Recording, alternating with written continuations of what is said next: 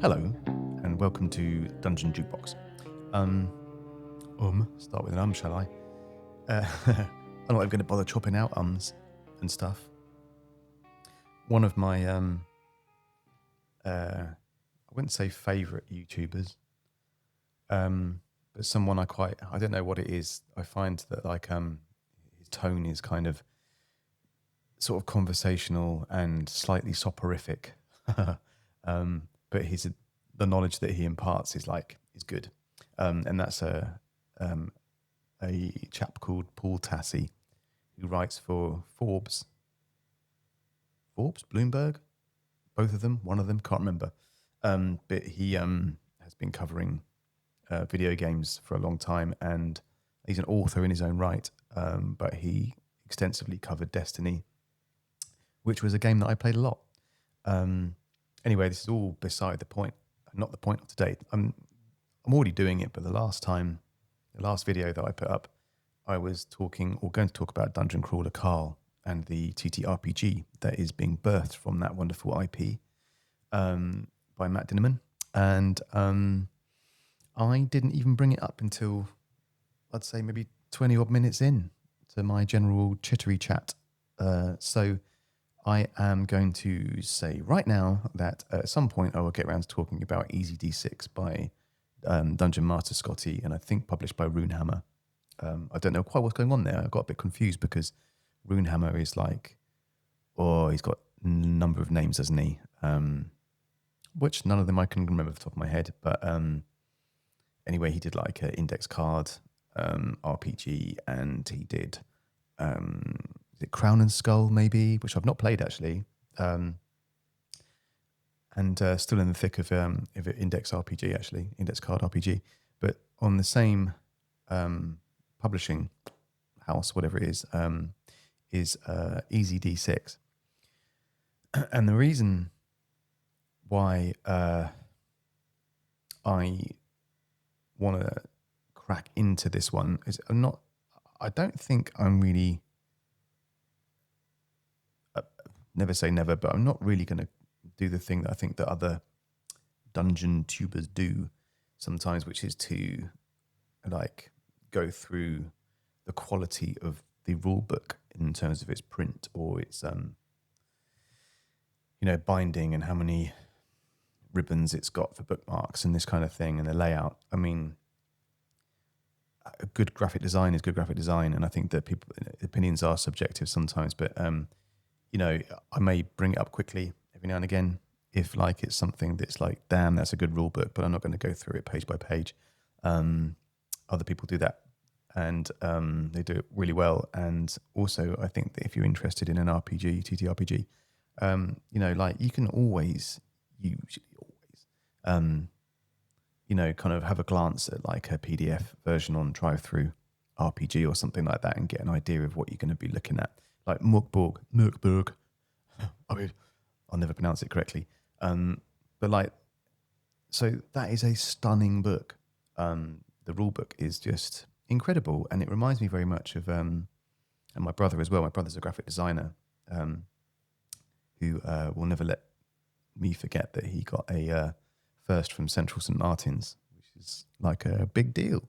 But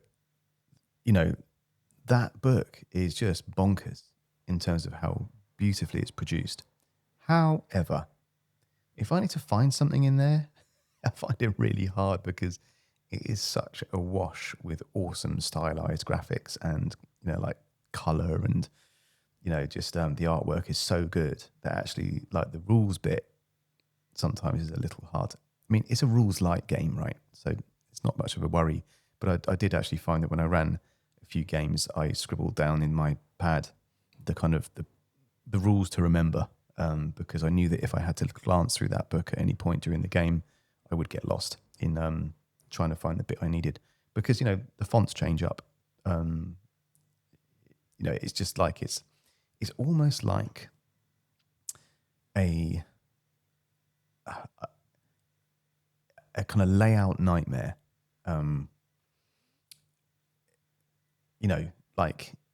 But it was also a thing of beauty. Anyway, I'm really going on a tangent. Having said I wouldn't discuss rulebooks particularly, here I am discussing rulebooks. So EZD6. Well, I chose this game for my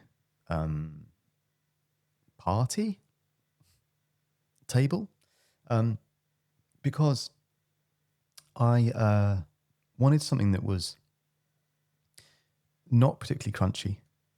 I would give it a crunchy rating of somewhere around 3, perhaps, in terms of its rules. I wanted something I could kind of pick up and play. And there's something about the sort of levity of the kind of I don't know what it is, that the soul of it, let's say it's the soul of the game, is quite kind of fun. And I always would go for a roll high 20 system.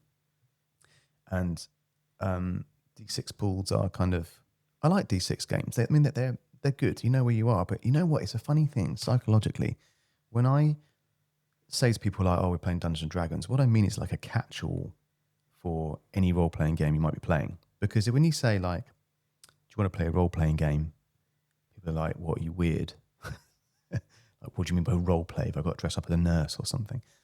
No, not unless we're LARPing. But it's that thing of saying, oh yeah, me and my friends play Dungeons and Dragons, but in reality, we haven't played Dungeons and Dragons for a long time. So my point being, I suppose, that I'm looking for games where I can just sit down, rewind. Here's my point. I might even cut something out of this, but my point is this. New people have seen Dungeons and Dragons probably in the hands of, say, Critical Role or Glass Cannon Network or like celebrity dungeon masters strutting their stuff, and it's all a bit kind of amdram. I feel like I'm coming down on this stuff. I am a little bit. That's a whole other thing for me. Like I'll stop. I'm going to go on a tangent. I'm going to stop myself. Do you know I do? I've got another tangent, but I do another podcast with my friend, and she always stops me when I'm about to go on a tangent. But here, I get to run free in my brain. So, point being that lots of people, I think, when they first step into Dungeons and Dragons in big brackets, that they are going to have some experience that they might see on Critical Role or pick another one that's like it. So the reality is that you don't really get that level of kind of amateur acting, like depth of role playing. There's something about it which is like more like when you play Dungeons and Dragons or a game like it, there is a lot more rattling of crisp buckets, drinking of drinks, like people wandering off to the toilet, checking their phone because, they're waiting for a text or they've ordered something or whatever and blah, blah. The reality is that like people don't really sit down. I mean, we used to, back in the days before mobile phones and distractions, we'd have long games where we'd get really into it because, like I'm really younger as well, I suppose, but, you could really get into a game and you could find yourself kind of almost like living in that character. And then it was kind of weird. You'd like look up like 10 hours later and realize that actually, oh, wow, this is the real world. I've got to go and do the shopping or make my bed or something boring like that. But these days it's very much kind of like, you gather up, you have a game. That game tends to be something that you can kind of, deal with within a 3 to 4 hour period, like a one shot. So people who have seen these games, there's probably something that you want to give them. And that is the array of polyhedral dice, because that is so iconic for a role-playing game. So when you throw a game at someone and say, right, oh, you can put all those dice away because we're just using 6-sided dice. In fact, you say D6s and they go, what? And you go, a 6-sided dice. Well, we just call it that then. Whatever. Let's not get into it. But, I think people want to roll. dice of many sides, because that's what they've seen on Stranger Things, maybe, or that's what they've that's the iconic thing that you see is that D20. You see it on people's T-shirts and stuff, and you see it, it's all over the place. So when it comes to a game like EZD6, I love it because obviously I'm used to rolling many polyhedral dice, and so are most of the people I play with. But sometimes, if you want something that's just kind of like slick, and something where you don't need to kind of explain too much, it's like you rolling that many sixes, tell me what you get. That's easy, right? And you can concentrate on the story, the what's going on, the characters' individual troubles and strifes and victories and all that stuff. And you can run the game kind of smoothly and quickly, and everyone picks it up really, really well.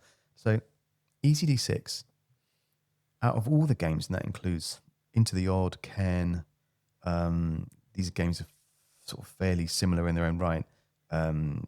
Mythic Bastion Land, that's crunchier. I'd give that a 7 out of 10 for crunch. So probably not a great example, but pick Nimble. Pick one of these games that's kind of professes to be sort of simple, rules light, OSR, OS, whatever. EZD6 was the first of these. I can't remember how I came across it. I think it was Professor, was it Dungeon Craft? I think maybe he brought it up on one of his chats, and it was like, oh, okay, let's try it out, and then read the rules, sort of cover to cover, and I was like, this looks cool. And the karma system is brilliant, absolutely brilliant. It's not even like Hope and Fear in Daggerheart. It's kind of its own thing. It's a resource that kind of ebbs and flows, and at certain points, it's like the most heroic thing. And the question is always, do I store karma to use for the big moment, or do I just kind of eke it away on just making sure that I pass these rolls or whatever, blah blah blah. It's just great. It's a great system. I was actually quite envious of it, actually, in some ways, because when I've designed lots of games, I mean, by players will attest, I have a compulsion to kind of introduce things like, oh, I think this will work really well, and then literally at the end of the session, it may have been even a really good game, but it's not, it's not good enough for me.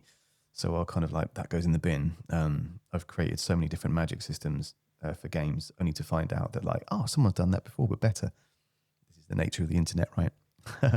But EZD6 I knew as soon as I read the rules and the book that this was going to be, my players were going to like it, which they really did. It would be easy to run, easy to pick up and play, easy to write for in terms of developing your own adventures. Like lots of these games, not a lot of progression, but I have always I have found of late that progression is like a weird, it's like number go up thing, which you find in video games a lot, and then at some point you realize, what's the purpose of this? I mean, I've got 40 more hit points than I had when I was level 7, but the monsters also have 40 more hit points. So what's the big deal here? Progression to me is access to new abilities, new feats, new things that kind of add your character. But I don't know, even that begins to feel arbitrary after a while. Pick a game like, say, it's not quite as rigorous as this, but pick a Diablo 4 or any Diablo or anything like that, really, Path of Exile, or where you kind of have that moment where you're like, oh, I've got this really cool loot, and you pick it up and it's like, oh, this does 1% more of blah blah blah, and it's hard to get excited. So I find it actually quite hard. I'm not so excited about leveling up unless it kind of opens up something like a key.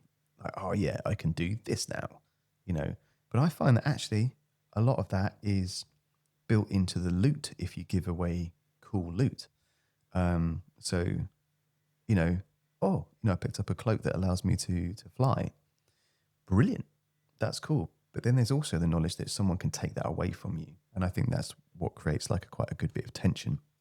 Although I have learnt to my cost over the years that a good old bandit bandit attack to kind of like reset your party's power level of when they've got like, you know, portable holes and I don't know, flying carpets and shit. It's like, you're attacked by bandits. They take your stuff. You know, that tends to make the table feel a bit down. So there needs to be something a bit more, you know, create a scenario where actually like them losing something is more kind of like their idea, or something breaks or is lost in a heroic moment, not just like, you know, you've been surrounded by 50 archers, like all with magic bows, and it's like, we're going to take the stuff away. Damn you. I haven't done that for a very, very long time, actually. That was more in my kind of early Dungeon Master years when I realised I'd willy-nilly given away things from the Dungeon Master's Guide, where I realised that the party just had an answer for everything, which, as I think about it, minor tangent, that's my problem with 5th edition as it is now, and D&D in general, is that I find if I'm Dungeon Master for Dungeons and Dragons, I can set up a beautiful situation, a really good encounter, or, you know, some knowledge that is like really, you know, they have to work to find this thing out in terms of like a bit of lore or something. And then like one of the players will go, oh, well, because I'm a celestial unicorn, I have access to, oh, right, really? Okay. Because sorry, I can't read like 40 rule books. I had one player who, I don't know what it's called now. It used to be called Unearthed Arcana. I don't know if it's called that anymore, but like, you know, he like roll characters and stuff, and I'll be like, okay. And then he'd be like, well, I got it off Unearthed Arcana. And I'm like, yeah, that's like beta stuff. That's like kind of test material. He's like, oh, is it? And we had that same conversation maybe 20 times over the years. Is it? You know it is. You can't shoot lightning bolts out your ass. But it says it. Okay, whatever. Anyway, back to EZD6. Look, I'm terrible with tangents. It's just the way my brain works. Hopefully it's endearing. I suppose I can always edit out bits if I need to. So why would you run EZD6? Easy for the table, really good introductory game. If you've got 3 or 4 mates and you're like, let's play this thing, and you're not sure how to... That's my wife. Talking about my puppy. I've got a puppy. She's called Ivy. She's a black Labrador. Anyway, if you've got like 3 or 4 friends and you want to have an easy ride with it, then I think that you get 2 things. One, get the rules. They're not expensive. You can get them on Try-Through-RPG, and it's just actually not much at all compared to some rule books. I think it's a matter of maybe $20, but it's like a hardback, I think, from memory. And then I would pick up the quest book as well. The quest book is like, well, as you'd expect, there's a bunch of quests in there. But what's really nice about them is that generally what you need to know is very easy to get to, even mid-game. So you can kind of make a few notes and not have to go too mad with it, because anyway. And of course you can get these things as a PDFs as well on Drive-Through-RPG. I mean, I like having a book because I like throwing that book at people. Sometimes I don't really. I do like to throw the book on the table so that I may work from PDFs on my laptop if I have my laptop with me. Although I'm trying to be a little bit more analog these days. Pencils and paper, the way it's supposed to be, right?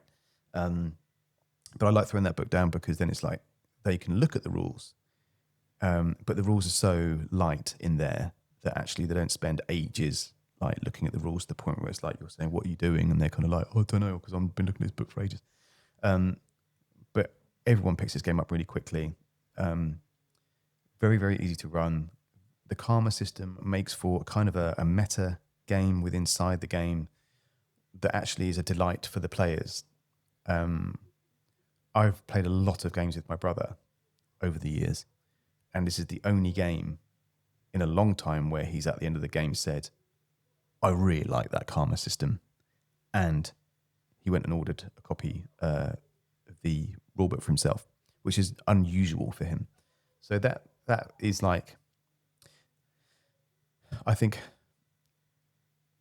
if you want to get into Dungeons and Dragons, there is a world, there are many worlds in there, of which my favourite is the Forgotten Realms, always will be. Jeff Grubb, you're my man. But if you want to just learn how to sit and play a fantasy role-playing game with minimal fuss and focus more on your players and their wants and needs, feel the ebb and flow of like uptime and downtime in the game, heroic moments, more kind of somber, reflective moments. You can do that with this game and not put in massive legwork for it. It is a wicked good entry point. So are games like Cairn and Into the Odd and Knave.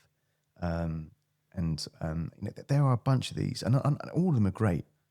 I've played all of them, and for me, EZD6 has been the one that I will keep in my bag all the time. So if there's ever an impromptu game that happens, it just so happens, guys, that I have got this. And I would say that it's so easy to prep with that. You could say to people like, give me an hour. I don't know, go get coffee, whatever, go and do a thing. Give me an hour to prep something. And I'm absolutely sure that I can have an evening's one shot sorted out, even if it hasn't got all the nuts and bolts. You don't really need that anyway. You just need to have your kind of, and what's great about the book as well from memory, I may even put some screenshots up here, just sort of like help show some of this stuff. But as there should be, there's always like handy bits at the end of the book, handy bits for, like just a quick rule summary to make it easy, but also just like, when to do a thing, or, like quick, I need an idea for something that's happening mid-game, mid-combat, mid-situation. So there's lots of little nuggets in there to help you with that. And they're all like really on the sort of last kind of few pages before your character sheets you can print out and stuff. But so if you're a bit stuck, just grab the book again, flip through to that, have a little look while your players are chatting among themselves. They're working out how to, unlock a thing or do a thing. It's like to have a quick flick, and then it's like, okay, right, you'll have another idea straight away. So, my general rule of thumb is like almost like the Hollywood 3-point narrative, where there's a beginning, middle, end. There's arcs to these things. Like things get given, things get taken away. There's a game in there somewhere, but that tends to happen actually through the flow of the game. It's not like I've decided it. I just know roughly the motivation of, the people, the NPCs in the game, what they want you to do, how they act. And then ultimately, what's the big bad, if there is one? What's the obstacle stopping you from, doing the thing, saving the thing, killing the thing, finding the thing, all this stuff. You can put that together, and I say in probably less than an hour, and then hit the table running. Boom, off you go. In fact, the character sheets are so simple, you could probably just grab tear bits out of your notepad or whatever and just hand them around and have the players. It takes like 2 minutes to roll a character. Sometimes this sounds bad, right? Sometimes this is like, oh, it's so easy. It can't be a good game. It bucks the trend. It's a delight to play. In fact, my only, I think the thing that I did wrong with it, which isn't the game itself, is that it was so good. I was like, ooh, I like Runehammer. Let's see what else they've got, which got me onto Index Card RPG. So rather than continue EZD6, I'm now like, guys, we're playing a new game from Runehammer. Maybe it's even better. I have my reservations on that. I don't know. I'm undecided. But what I do know is that if you want to run a game, if you're a GM or you are in that group of people who's like, you don't want to be the DM, but a guy who might, recommend EZD6 to that person, or buy them a copy, whatever, thrust it into their hands and demand that they play this game with you, because I don't know, it's probably you can play a campaign quite happily with this game, with this rule set. I'm sure you can.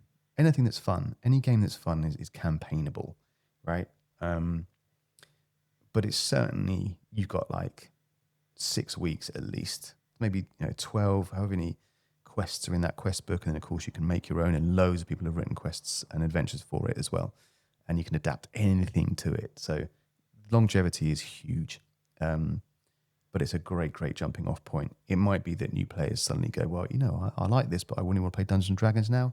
Well, that's okay, because now they understand what role playing is all about, and all that's going to happen is they're going to get like weird and wonderful, colourful, sometimes sparkly and see-through dice to roll around on the table, and then maybe at some point they'll go, "This is a bit confusing." I just like D6s. Anyway, this has been another ramble, but on a technical note, I mean, I'm not intending to reach loads of people with this. This is actually more about me checking out my bits and bobs of like new equipment, how my stuff works together, and just trying to, I guess, get my editing and my workflow down, because I do this as a job. I'm a podcast producer and a marketing person, and it's just good practice for me. And I just would like to. I could have picked from a million subjects that I didn't have any interest in at all. I think the only things really I'm interested in, my family, obviously, Brazilian jiu-jitsu, which is like my passion in terms of, my sort of my physical outlet. And I have lots of great friends. In fact, as I mentioned last time, I walk out this door here and there's an acre of beautiful new grey mats and a whole jiu-jitsu academy right outside. I'm lucky enough to work in an office in the building, which, as long as it lasts, is fantastic. So that, and of course, tabletop RPGs and the people that enjoy them, because, I mean, there's always a few weirdos. I'm probably one. But other than that, 99% of people who do jiu-jitsu are really nice people, and 99% of people who play tabletop RPGs are also amazing people and, lifelong friends.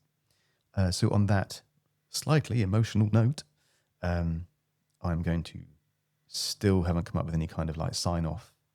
So I could do like just say goodbye.